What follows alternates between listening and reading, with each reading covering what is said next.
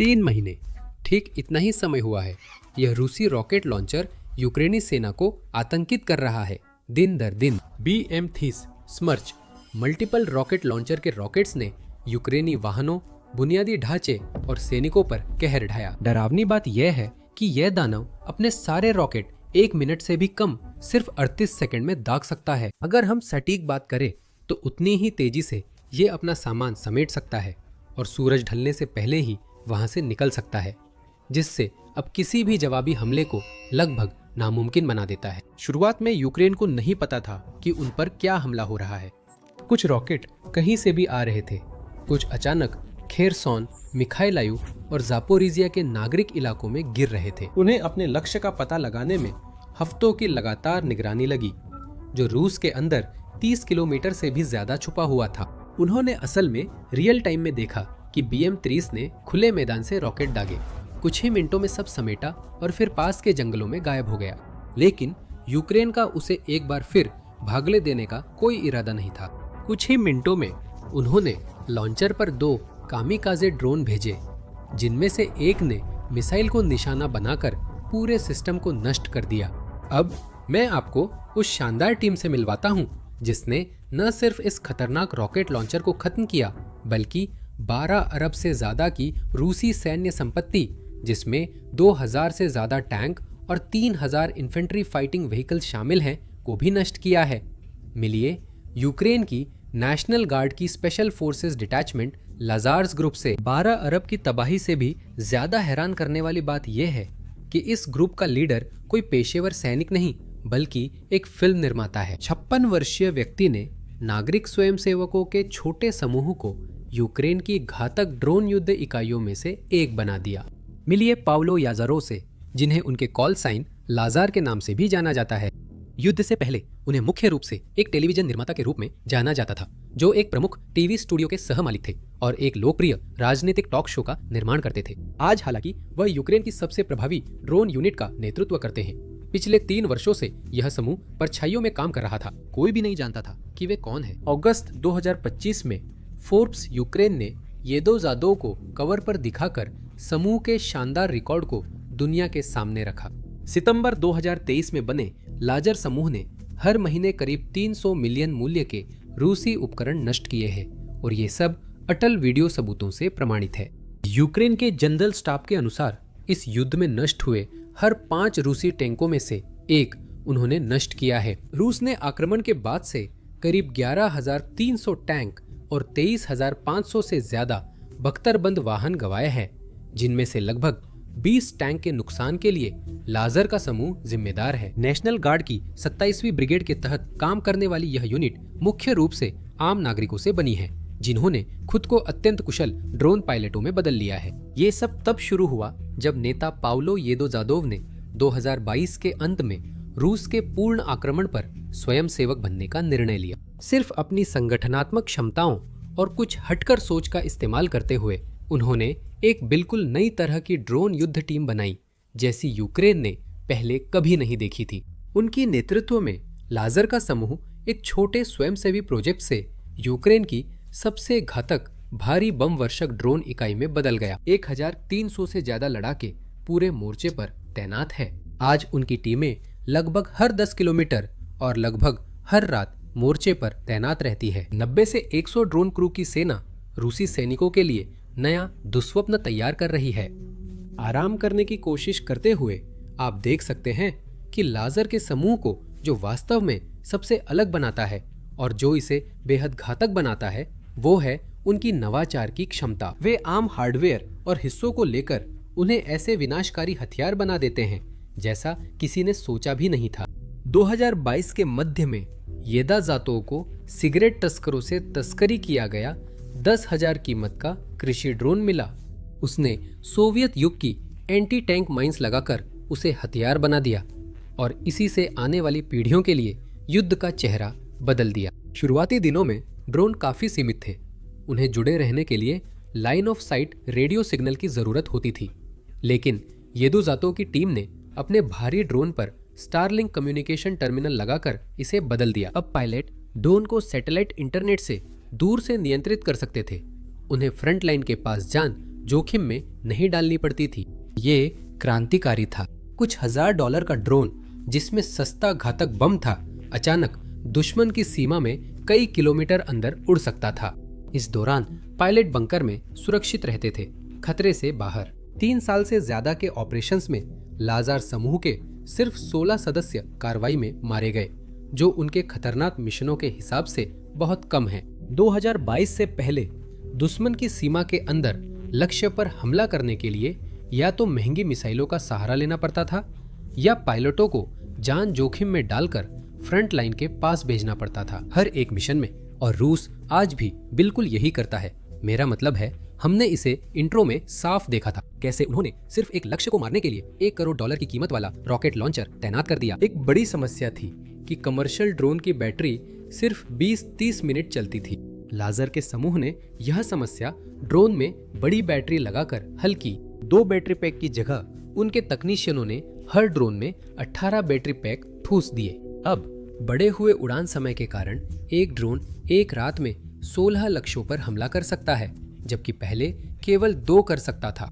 यहाँ तक कि पेलोड की बात करें, या जैसा कि लाजार के ग्रुप में इसे बाबा यागा कहा जाता है, उनके ड्रोन बेहद बहुप्रकारी हैं, जो हर तरह के गोला बारूद को संभालने के लिए बनाए गए हैं। कुछ drone 3D printed auto dropper से कई ग्रेनेड गिराते हैं, जबकि कुछ एक शक्तिशाली वारहेड ले जाते हैं, जैसे एक बदली हुई एंटी टैंक माइन या बड़ी 155 मिमी तोप का गोला। ये लचीलापन यूक्रेनी सैनिकों को या तो बड़े क्षेत्रों में फैली कई दुश्मन चौकियों पर हमला करने की अनुमति देता है, या अपनी फायर पावर को केंद्रित करके बंकरों, मुख्य युद्धक टैंकों या बख्तरबंद वाहनों को पूरी तरह से निर्दयता से नष्ट करने की सुविधा देता है। तो अब सिर्फ कुछ ड्रोन शौकीनों के इधर उधर ग्रेनेड गिराने की बजाय येदाजादोव ने कुछ ऐसा बनाया है जो मैकडॉनल्ड्स के संगठित अत्यंत कुशल और घातक ड्रोन संस्करण जैसा है। 2023 के मध्य तक यूक्रेनी ड्रोन मुश्किल से ही फ्रंट लाइन से 3 किलोमीटर आगे उड़ पाते थे और तुरंत ही आसान लक्ष्य ढूंढ लेते थे। अब बख्तरबंद वाहनों को पहचानना मुश्किल हो गया है, दुश्मन की सीमा के 20 किलोमीटर अंदर भी। कई मायनों में लक्ष्यों की यह कमी ही उनकी प्रभावशीलता का प्रमाण है। और माहौल को और रोचक बनाने के लिए यूक्रेन ने तय किया कि रूसी टैंकों को उड़ाना एक तरह का प्रतिस्पर्धात्मक खेल होना चाहिए। इसलिए अब उन्होंने आधिकारिक तौर पर स्कोर रखना शुरू कर दिया है। एक ड्रोन दल को एक सैनिक को मारने के लिए 12 अंक मिलते हैं, एक टैंक उड़ाने के लिए 40 अंक, एक मल्टीपल रॉकेट लॉन्चर नष्ट करने के लिए 50 अंक और दुश्मन की पैदल सेना के जमावड़े को खत्म करने के लिए पूरे 120 अंक मिलते हैं। हाँ, मुझे पता है कि युद्ध को वीडियो गेम लीडर बोर्ड में बदलना विवादास्पद लगता है, लेकिन आखिरकार ये युद्ध है। और बताओ, इस स्कोरबोर्ड पर किसका दबदबा है? लाजार का समूह? जून 2025 में येदाजारोव की यूनिट ने बाकी टीमों से 2-5 गुना ज्यादा स्कोर किया टैंक, बख्तरबंद वाहन और तोपखाना नष्ट करने में। इस गर्मी में लाजार के समूह ने मोर्चे के पीछे 50-100 किमी गहराई में तैनात दुश्मन तोपखाना प्रणालियों का शिकार शुरू किया। ये बाकी सभी first person view drone unit से कहीं आगे है, इसलिए इन चारों शीर्ष टीमों को मिलाकर भी इसने ज्यादा रूसी तोपखाने नष्ट किए हैं। वे ज्यादा स्कोर बनाते हैं क्योंकि उनका सत्यापन बहुत सावधानी और सटीकता से होता है। जैसा कि हमने देखा जब उन्होंने उस BM-30 स्मर्च रॉकेट लॉन्चर का शिकार किया, यह टीम किसी भी अन्य टीम की तुलना में कहीं बेहतर समन्वय करती है। ये कभी भी ऐसा नहीं होता कि कोई एक ड्रोन बस यूं ही उड़ान भर ले, कुछ देखे और उस पर बम गिरा दे। इसके बजाय वे एक व्यवस्थित तरीका अपनाते हैं। एक ड्रोन दुश्मन की पोजीशन पता करता है, दूसरा टारगेट पर नजर रखता है और फिर 2-3 स्ट्राइक ड्रोन आकर काम खत्म करते हैं। अगर उनका पहला ड्रोन चूक जाता है या कुछ गड़बड़ हो जाती है तो हमेशा एक और ड्रोन तैयार रहता है काम खत्म करने के लिए। यही तरीका उन्होंने इस 10 मिलियन रूसी बुक को गिराने में अपनाया था। डोनेट्स्क में M1 एयर डिफेंस सिस्टम एक ड्रोन ने सबसे पहले उस शेल्टर पर बमबारी की जहां लॉन्चर छिपा हुआ था, जिससे रूसी क्रू को अपनी जगह बदलने के लिए मजबूर होना पड़ा। लेकिन जैसे ही बुक ने चलना शुरू किया, एक और ड्रोन तेजी से नीचे आया और उसे उड़ा दिया। इस तरह काम को पूरी तरह खत्म कर दिया। ऐसे तरीकों के साथ लाजर के समूह न केवल बेहद ऊंची स्ट्राइक दरें हासिल करते हैं, बल्कि वे हर एक हमले को दस्तावेज और सत्यापित भी करते हैं। वे स्ट्राइक वीडियो आमतौर पर साझा नहीं करते, बल्कि हर फुटेज उच्च कमान को भेजते हैं ताकि लक्ष्यों की पुष्टि हो सके। यही वजह है कि रूस अरबों डॉलर के सैन्य उपकरण खोने से इनकार नहीं कर सकता, क्योंकि कहीं न कहीं शायद हर टैंक के उड़ाए जाने की फुटेज मौजूद है। सिर्फ 2024 में ही रूस ने लगभग 1400 मुख्य युद्धक टैंक खो दिए, जिससे उसे मजबूरन पुराने शीत युद्ध के जमाने के टैंक भंडार से निकालने पड़े।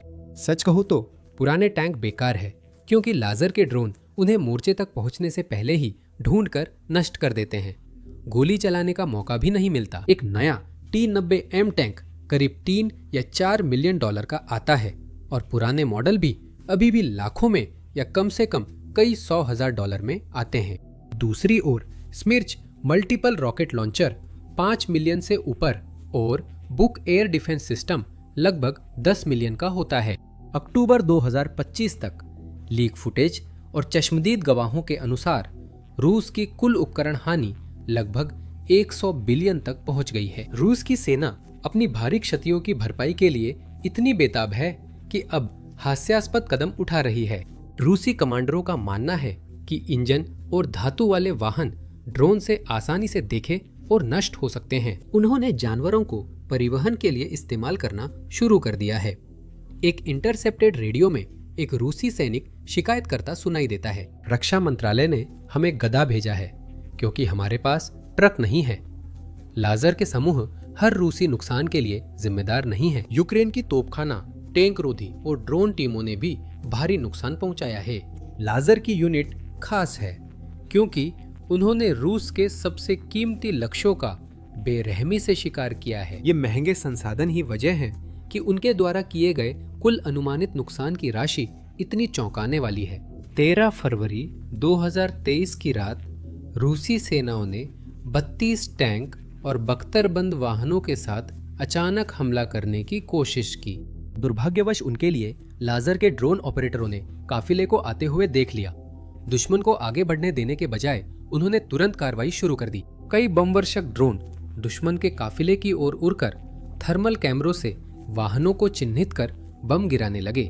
कुछ ही मिनटों में 32 में से 27 वाहन जलती हुई मलबे में तब्दील हो गए थे। कल्पना कीजिए कि अगर यह काफिला मोर्चे तक पहुंच जाता तो यह कितनी तबाही मचा सकता था। इस अभियान में यूक्रेन ने सिर्फ एक छोटा ड्रोन खोया, जबकि रूसी सेना को करोड़ों डॉलर का नुकसान हुआ। एक अन्य घटना में लगभग 30 रूसी टैंक और BMP इन्फेंट्री फाइटिंग व्हीकल समन्वित हमले के लिए तैयार थे। लेकिन एक बार फिर लाजर के ड्रोन ऑपरेटर देख रहे थे और सही मौके पर भारी हथियारों से लैस ड्रोन का झुंड आया, जिसने 30 बख्तरबंद वाहनों के पूरे समूह को पूरी तरह से नष्ट या निष्क्रिय कर दिया। ये एक खास मजेदार मामला है जिसका जिक्र जरूरी है। एक भारी बमवर्षक ड्रोन अपने मिशन से लौट रहा था, जिसने अपने लक्ष्य को सफलतापूर्वक निशाना बनाया था। तभी उसने एक रूसी बुक एम एक वायु रक्षा प्रणाली को देखा, लेकिन ड्रोन पहले ही गोला बारूद गिरा चुका था। ड्रोन ऑपरेटर ने फैसला किया कि वह रूसी वाहन के ऊपर धीरे धीरे सीधा उतर जाएगा जब वह सड़क पर आगे बढ़ रहा था। थोड़ी देर बाद जब रूसी सैनिकों ने अपने वाहन पार्क किए और मिशन के बाद बातचीत के लिए बाहर निकले, तब जाकर उन्होंने आखिरकार ड्रोन को देखा। हैरान होकर रूसी सैनिकों ने सावधानी से उसे एक डंडे से टटोलना शुरू किया। तभी यूक्रेनी ऑपरेटर ने ड्रोन का रिमोट डिटोनेशन सक्रिय कर दिया और बाकी सब इतिहास बन गया। देखिए, लाजर के समूह की सबसे खास बात यह है कि यह लगभग पूरी तरह से पूर्व नागरिकों से बना है, लगभग 98% सटीक रूप से। ये वे पुरुष और महिलाएं हैं जिन्हें हाल तक बहुत कम या बिल्कुल भी सैन्य अनुभव नहीं था। वे उद्यमी, IT विशेषज्ञ, इंजीनियर, छात्र और यहाँ तक कि टीवी निर्माता भी थे। पता चला कि येदा जादव में छुपी प्रतिभा पहचानने की खास क्षमता थी। उदाहरण के लिए, उन्होंने एक युवा महिला को, जिसके पास कोई सैन्य पृष्ठभूमि नहीं थी, अपना चीफ ऑफ स्टाफ नियुक्त किया, केवल उसके बेहतरीन संगठनात्मक कौशल के कारण, जो यूनिट के तेजी से बढ़ते संचालन के लिए उपयुक्त था। एक सामान्य सैन्य यूनिट में ऐसा पद लगभग हमेशा एक अनुभवी अधिकारी को ही मिलता, लेकिन येदाजारोव ने पद या वरिष्ठता से ज्यादा योग्यता को महत्व दिया। उसका भरोसा और सक्षम नागरिकों ने नए विचारों को स्वतंत्र रूप से पनपने दिया, बिना उन कठोर सिद्धांतों में फंसे हुए जिन्होंने रूस की सेना को लगभग 4 सालों से पीछे रखा है। लाजर समूह का सबसे मशहूर सदस्य शायद ड्रोन पायलट है, जिसका कोड नाम फिश नाउ है। युद्ध से पहले फिश छोटे व्यवसायी थे और ड्रोन उड़ाना उनका शौक था। आखिरकार वो येदाजादोव यूनिट के पहले ड्रोन पायलट बने। आज की बात करें तो कैप्टन फिश ने एक शानदार प्रतिष्ठा बनाई है, जिन्हें व्यक्तिगत रूप से 500 से अधिक रूसी सैन्य उपकरणों को नष्ट करने का श्रेय दिया जाता है। सफलताओं के बावजूद लाजर के समूह को अभी भी बड़े मुद्दों का सामना है। येदाजारोव ने कई बार कहा है कि उनकी यूनिट आर्थिक संकट में है। यूक्रेन के 2025 रक्षा बजट में लाजर समूह को 95 मिलियन से कम मिलना था। ये सुनने में ज्यादा लग सकता है, पर 2025 के अंत तक संचालन बनाए रखने के लिए ये पर्याप्त नहीं है। बजट सीमाओं के कारण यूनिट की ड्रोन उत्पादन क्षमता उसकी संभावित क्षमता के सिर्फ 30% तक रह गई थी और केवल लगभग 1/3 प्रशिक्षित क्रू को ही हर रात ड्रोन मिल पाते थे। ये निराशाजनक है, क्योंकि यूनिट ने साबित किया है कि सही फंडिंग मिलने पर वह औद्योगिक स्तर पर परिणाम दे सकती है। वित्तीय दबाव जारी है। हालांकि येदाजारोव संचालन को किफायती तरीके से चलाने के लिए प्रतिबद्ध है। एक और समस्या है कि रूस खुद को ढाल रहा है। 2024 की शुरुआत से लेकर मध्य तक रूस ने विशेष रूप से ड्रोन को जाम या इंटरसेप्ट करने के लिए बनाए गए इलेक्ट्रॉनिक युद्ध प्रणालियों में भारी निवेश करना शुरू कर दिया। उन्होंने छलावरण तकनीक सुधारी, कीमती उपकरण बार बार स्थानांतरित किए, डिकॉय तैनात किए और संसाधनों की सुरक्षा के लिए स्मोक स्क्रीन व एंटी ड्रोन हथियार लाए। लाजर के समूह को बने रहने के लिए लगातार नवाचार करना पड़ता है, जैसे ड्रोन नियंत्रण को जैमिंग से बचाना, ड्रोन को नीचे उड़ाना या रूसी इलेक्ट्रॉनिक युद्ध प्रणालियों को खत्म करने के लिए यूक्रेनी इकाइयों से समन्वय करना। लेकिन घटती फंडिंग और सीमित संचालन क्षमता के साथ ड्रोन युद्ध में यूक्रेन की बढ़त जल्द ही कम हो सकती है। अब यूक्रेनी ड्रोन फ्रंट लाइन के पास रूसी उपकरणों को आसानी से निशाना नहीं बना सकते। ड्रोन क्रूज को कई बार रूसी कब्जे वाले क्षेत्र में 20-30 किलोमीटर अंदर जाना पड़ता है, जिससे हर मिशन जोखिम और जटिलता बढ़ जाती है। अब हर सफल हमले के लिए ज्यादा टोही और सैकड़ों उड़ानों की जरूरत होती है, यानी पायलटों को अब वही पाने के लिए ज्यादा मेहनत करनी पड़ती है जो पहले आसानी से होता था। ऐसी वीडियोस बनाने की एक समस्या जिनमें हम बहुत सारे ड्रोन हमले दिखाते हैं, भले ही उनमें कोई इंसान या रूसी सैनिक घायल न हो रहे हों। वीडियो में YouTube अक्सर हमारी वीडियो डीमोनेटाइज या प्रतिबंधित कर देता है। असल में पिछले हफ्ते हमारे 4 युद्ध संबंधित वीडियो YouTube के अनुसार डीमोनेटाइज हो गए थे। ड्रोन स्ट्राइक या फ्रंट लाइन फुटेज विज्ञापन दाताओं को पसंद नहीं, इसलिए वीडियो प्रतिबंधित होता है। ये आधुनिक युद्ध की सच्चाई है जिसे यूक्रेन वासी लड़ रहे हैं और उसमें जीवित रहने की कोशिश कर रहे हैं। इसीलिए हमने ये सब कवर करने के लिए अपना प्लेटफॉर्म बिजनेस बेसिक्स लॉन्च किया। हमने इसे शुरू से बनाया, इसलिए हम पर कोई पाबंदी नहीं। हमें अपने ड्रोन स्ट्राइक को ब्लर नहीं करना पड़ता, हमें फ्रंट लाइन फुटेज को ब्लर नहीं करना पड़ता और हमें रूसी एयरबेस के तबाह होने को भी ब्लर नहीं करना पड़ता।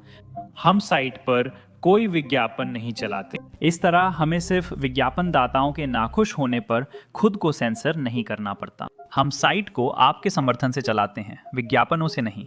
अगर आप ऐसे कवरेज में रुचि रखते हैं और आप हमारे वीडियो बिना सेंसर किए देखना चाहते हैं और वो बोनस कंटेंट पाना चाहते हैं जिसे हम यहाँ YouTube पर अपलोड नहीं कर सकते, तो ज़रूर basicsinsider.com पर हमसे जुड़ें।